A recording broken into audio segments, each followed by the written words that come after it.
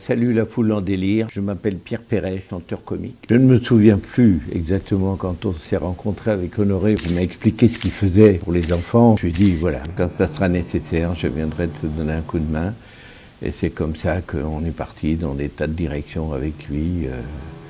Partout où les enfants étaient un peu dans le malaise, à certains moments où c'est plus dur que d'autres.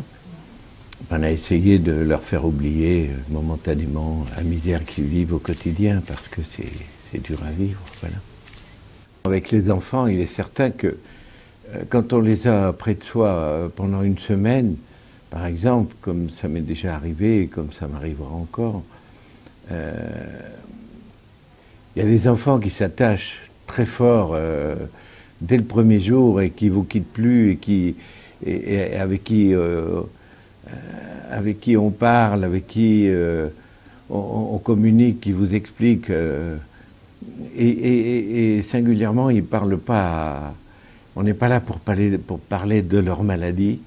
On est là pour parler de la vie, de tas de choses. Et c'est en ça qu'il faut être là, qu'on voit qu'il faut être là, qu'il est très important d'être là. Et c'est très douloureux parce que, en même temps, nous aussi on s'attache quelque part. Et quand vous avez des enfants pendus à votre cou, dès le matin, l'après-midi, on va partout se balader, on joue de la musique, on va sur la plage, ils oublient tout et c'est terrible. Ce qui est le plus terrible finalement, c'est l'heure de la séparation. Quand chacun s'en va de son côté et qu'on s'envoie des petits mots de temps en temps. Voilà.